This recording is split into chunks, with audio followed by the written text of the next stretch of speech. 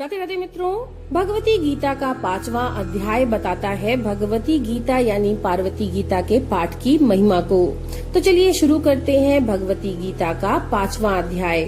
श्री महादेव जी बोले, हे मुने, इस प्रकार श्री पार्वती जी के मुख से श्रेष्ठ योग सार को सुन करके पर्वत श्रेष्ठ हिमालय जीवन मुक्त हो गए। वे महेश्वरी भी गिरिराज से योग का वर्णन करके लीला पूर्वक सामान्य बच्ची की भांति माता का दूध पीने लगी। गिरिराज हिमालय ने भी अत्यंत हर्षोल्लास के साथ बड़ा भारी उत्सव किया, जैसे किसी ने कहीं भी न तो देखा था न सुना था। छठे दिन खष्टी देवी की पूजा करके 10वां दिन आने पर पर्वतराज हिमालय ने उनका पार्वती ऐसा सार्थक नाम रखा। इस प्रकार तीनों लोगों की जननी नित्य स्वरूपिणी श्रेष्ठ प्रकृति गर्भ से उत्पन्न होकर हिमालय के घर में रहने लगी। हे नारद, जो मनुष्य पार्वती जी के द्वारा कहे हुए हिमालय से उत्तम योग का पाठ करता है, उसके लिए मुक्ति सुलभ हो जाती है। हे मुनिवर, भगवती शर्वाणी उस मनुष्य पर सदा प्रसन्न रहती हैं और देवी पार्वती के प्रति उसके मन में दृढ़ भक्ति उत्पन्न हो जाती है। अष्टमी, नवमी और चतुर्दशी तिथि को भक्ति परायण होकर श्री पार्वती गीता का पाठ करने वाला मनुष्य जीवन मुक्त हो जाता है।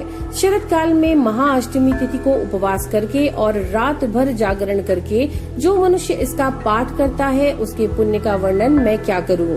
दुर्गा भक्ति परायण वह मनुष्य सब देवताओं का पूज्य हो जाता है और इंद्र आदि लोकपाल उसके आज्ञा के अधीन हो जाते हैं। वह साक्षात भगवती की कृपा से दैवी कला को स्वयं प्राप्त हो जाता है और उसके ब्रह्म हत्या आदि पाप भी नष्ट हो जाते हैं।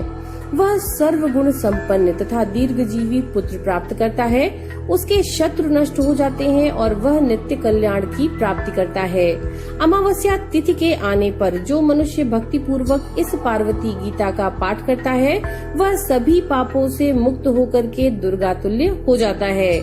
जो बेल के वृक्ष के सानिध्य में बैठकर अर्धरात्रि में इसका पाठ करता है, उसे 1 वर्ष में दुर्गा साक्षात दर्शन देती हैं। हे नारद, इसके विषय में अधिक क्या कहा जाए। तत्व की बात यह है कि पृथ्वी तल पर इस पार्वती गीता के पाठ के समान कोई भी पुण्य नहीं है।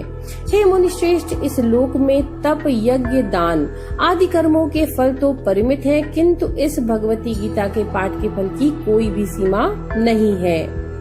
इति श्री देवी पुराणे भगवती गीतायां श्री महादेव नारद संवादे 5मो अध्यायः। भगवती गीता संपूर्णा। नमो नारायण।